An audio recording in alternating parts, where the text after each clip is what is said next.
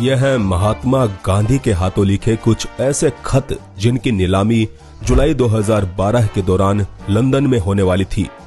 लेकिन इस नीलामी को रुकवाकर इन चिट्ठियों को भारत सरकार ने 7 करोड़ रुपए में खरीद लिया। भारत की सरकार ने उन चिट्ठियों को खरीदे थे 7 करोड़ के आसपास की रकम देकर के, और फिर इन्हें ऐतिहासिक दस्तावेज संभालने वाले विभाग में महफूज रखवा दिया। गांधी के इन खतों का जिक्र एक मशहूर अमेरिकी लेखक ने अपनी एक किताब में किया और इस किताब को भी भारत के कई राज्यों में बैन कर दिया गया। The Maharashtra government has decided to ban this book. दरअसल गांधी के लिखे ये खत एक सवाल खड़ा करते हैं। सवाल कुछ ऐसा कि क्या अपने जीवन के एक दौर में किसी पुरुष के साथ महात्मा गांधी के शारीरिक संबंध थे।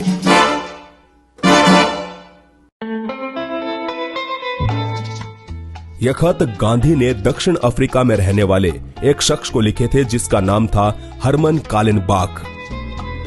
कालिनबाख एक आर्किटेक्ट और बॉडी बिल्डर होने के साथ साथ उस समय का एक धनवान व्यक्ति भी था। दक्षिण अफ्रीका में रहते हुए नौजवान गांधी की मुलाकात कालिनबाख से हुई। दोनों दोस्त बन गए और जल्द ही इनकी ये दोस्ती आसमान चढ़कर बोलने लगी। कालिनबाख ने गांधी के साथ रहने के लिए एक नया घर बनवाया जिसे उसने खुद डिजाइन किया था। So Gandhi he stayed here for 2 years with his friend Herman Kallenbach, the architect who built this house for him. इन दोनों ने तकरीबन 2 साल तक का समय इस घर में एक साथ व्यतीत किया। कालिनबाख को गांधी इस कदर अच्छा लगने लगा कि उसने जोहान्सबर्ग के पास मौजूद अपना 1000 एकड़ खेत भी गांधी के नाम कर दिया।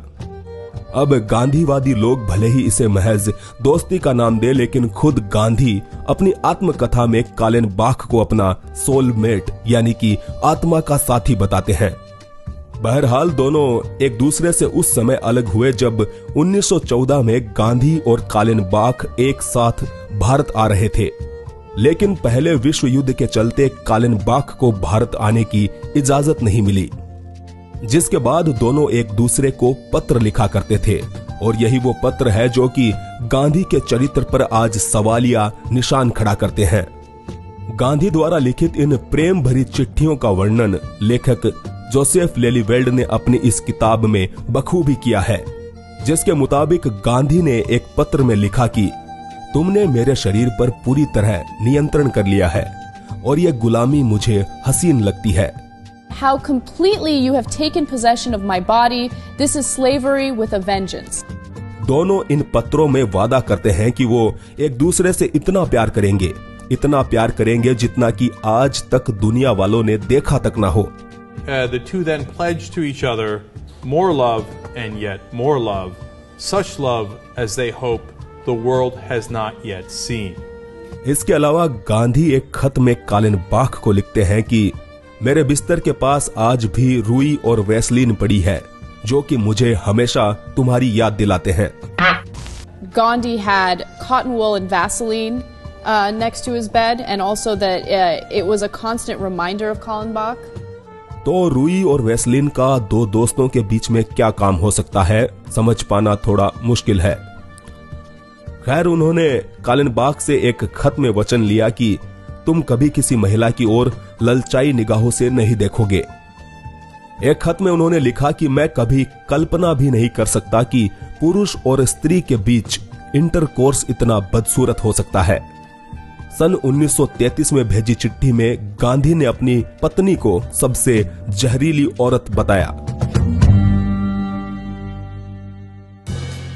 इन पत्रों को आधार बनाकर जोसेफ लेलीवेल्ड ने अपनी किताब ग्रेट सोल में दावा किया कि हरमन कालिनबाख के साथ रहने के लिए ही गांधी ने अपनी पत्नी से किनारा कर लिया और ब्रह्मचर्य धारण कर लिया। हैरानी की बात है कि खुद गांधी की पत्नी कस्तूरबा गांधी भी अपनी डायरी में लिखती है कि कालिनबाख के सानिध्य में आने के बाद से मेरा पति मुझसे दूर होता जा रहा है। जाहिर है कालिनबाख ने भी गांधी को पत्र लिखे थे, लेकिन वो पत्र आज तक नहीं मिले। शायद गांधी जी उन्हें संभाल कर नहीं रख पाए।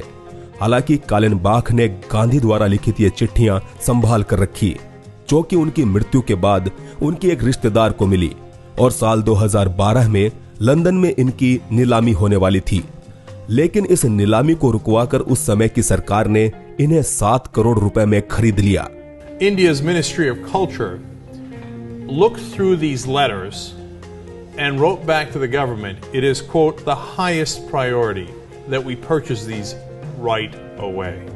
इसी वजह से इंटरनेशनल मीडिया अटकलें लगाने लगी कि यह खरीदारी इस चिंता के कारण की गई थी कि इन पत्रों से पता चलेगा कि गांधी समलैंगिक थे।